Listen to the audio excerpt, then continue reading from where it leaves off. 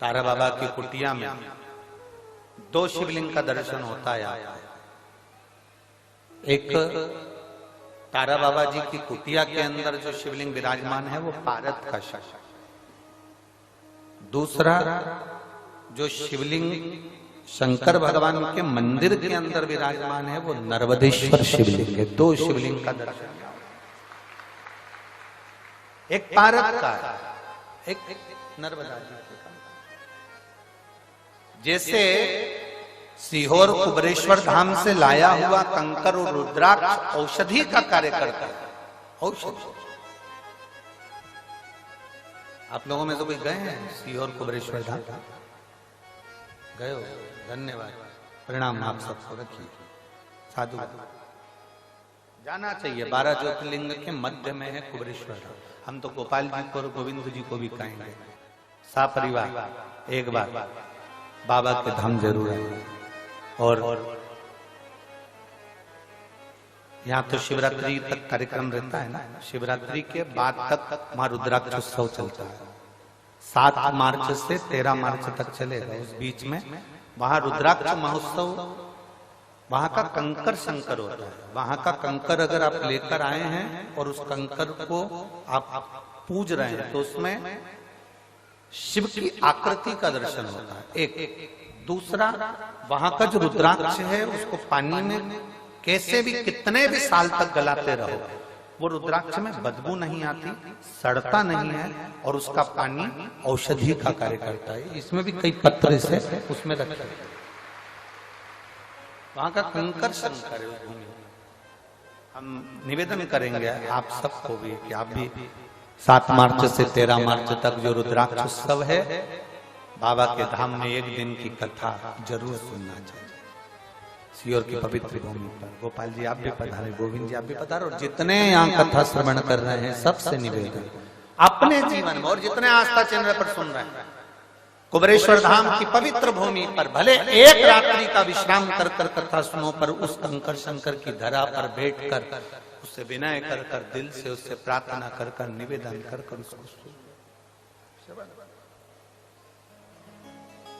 और कितना बड़ा सौभाग्य, तारा बाबा की कुटिया से भोलेनाथ जी के द्वार तक की कथा।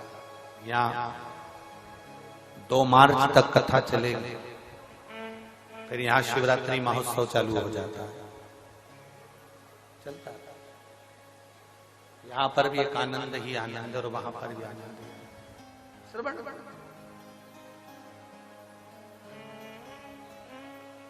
जो सीहोर के नजदीक के हैं, जो सीहोर के पवित्र भूमि के नजदीक के, हम उनसे तो कहेंगे कि तुमको मौका नहीं लगता, साल भर इंतजार करते हैं वो लोग, क्योंकि कथाएं सब दूर दूर होती है, सीहोर के आसपास के भक्तों को सुनने को नहीं मिलती।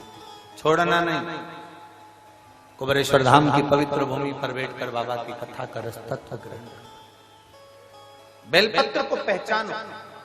किसी के कहने पर यह नहीं कि उसने कह दिया कि 1.25 लाख बेलपत्र चढ़ाओ तो हम 1.25 लाख चढ़ा रहे हैं। किसी ने कह दिया 1.25 लाख बेलपत्र लाने से पहले मेरा एक निवेदन है, जो 1.25 लाख बेलपत्र चढ़ाने का संकल्प लेते हैं उनसे निवेदन है, क्या आपने 1.25 लाख वृक्ष लगाए बेलपत्र के, तब तो आप चढ़ाने के हकदार हो गए। मालूम पड़े बेलपत्र तोड़ कर लिया और समर्पित कर दिया तो उसका सुख नहीं है। 1.25 लाख आज तारा बाबा की कुटिया में इतने सारे पेड़ लगाए गए, पौधे लगाए गए, वृक्षारोपण किया गया, कोई आया उसको तोड़ दे, उसको उखाड़ कर ले जाए, अच्छा लगेगा क्या अपने को? नहीं। तुमने लगाया कितना, तुमने दिया कितना, तुमने करा कितना? बाबा की कुटिया में आकर तुमने कभी एक वृक्ष लगाया? बाबा की कुटिया में आकर तुमने कभी बेल वृक्ष लगाया? बाबा की कुटिया में आकर तुमने कभी बेल का वृक्ष का आनंद पाया?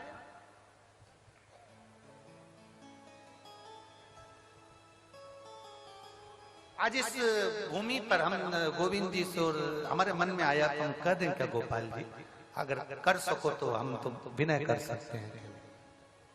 ऐसा हमारे शास्त्र कहते हैं, ये शिव पुराण में लिखा है, विद्धेश्वर संहिता, जहां पर बेलपत्री के 51 वृक्ष होते हैं। उन वृक्ष की जैसे कहते हैं ब्रज में वाटिका होती है, अशोक वाटिका होती है, वो वाटिका हमारे यहाँ इसको बेल वाटिका कहते हैं। कहते हैं उस 51 वृक्ष की वाटिका में कोई बैठकर अगर एक बार भी अपने दिल की बात भगवान शंकर से कह देता है ना, तो उसको भोलेनाथ को 51 वृक्ष के संकल्प को पूरा करने के लिए 3 दिन के अंदर उसे पूरा करना ही पड़ता है। हमारा इतना सा निवेदन है गोविंद जी से और गोपाल जी से कि तारा बाबा की कुटिया में एक बेल वृक्ष की वाटिका होना चाहिए। ये हमारा केवल एक निवेदन है, और तारा बाबा ही ये निवेदन आप लोगों को आज्ञा दे रहे हो, तो हम तो ये कहेंगे कि आपके पास में जगह है तो कहीं 51 वृक्ष बेलपत्री के ऐसे लगाए जाएं, जिसके नीचे एक भाव के साथ बैठकर लोग अपनी माला का स्मरण करें, एक बार बाबा से विनती करें और बाबा उसको स्वीकार करे। ऐसे हमारा हम तो निवेदन कर सकते हैं।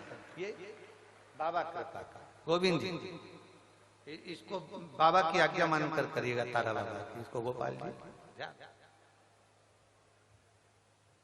बहुत कम मात्रा में कहीं कहीं बेल का वाटिका होती है, बेल वाटिका बहुत कम होती है। उसका कारण एक होता है, सबसे बड़ा कारण हम बता भी देते हैं। उसका कारण एक होता है, 4 बेलपत्री के वृक्ष आपने लगाए हैं, बड़े भी हो गए, आप बेलपत्री के वृक्ष के नीचे आराधना करने बैठोगे, धीरे धीरे आपकी तप साधना के कारण बस बेलपत्री का वृक्ष सूखने लगता है।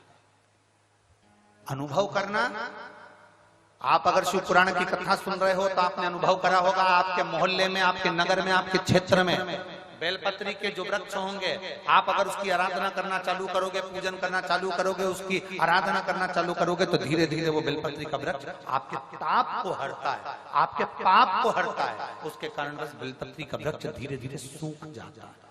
लोग कहते गुरुजी हमने तो बेलपत्री का वृक्ष हमारे यहाँ हरा भरा था, सूख गया, उसका कारण क्या? उसका केवल एक कारण है कि वो व्यक्ति के ताप को हरता है, व्यक्ति के पाप को। और आपने अनुभव करा है, किसी ने देखा है इसे कि जो बेलपत्री का वृक्ष हरा भरा है और कुछ दिन में वो सूख जाता है। हम पूजन कर रहे थे, आराधना कर रहे थे, क्यों सूखा किसी को नहीं मालूम। उसका कारण केवल एक था कि जो जाता था उसके नीचे बैठकर अपने पाप को हनन करता था, पाप हर लेता था, बेलपत्री का वृक्ष ताप हर लेता था, उसके कष्ट हर लेता था, उसका ताप और पाप जब हरता है। और यही क्रम तुलसी के पौधे में भी होता है। जब हमारे घर में, हमारे घर के दरवाजे पर जो तुलसी का पौधा लगा हुआ होता है, तुलसी के पौधा हमारे घर के दरवाजे पर होता है, जब कोई भी दुख आने वाला होता है, कोई हरकत होती है, सबसे पहले तुलसी का पौधा सूख जाता है। वो तुलसी का पौधा जो क्यारे में है वो सूख जाता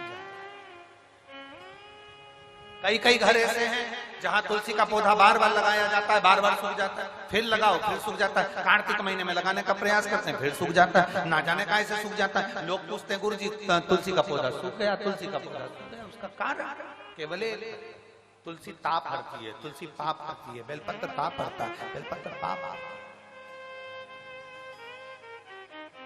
अब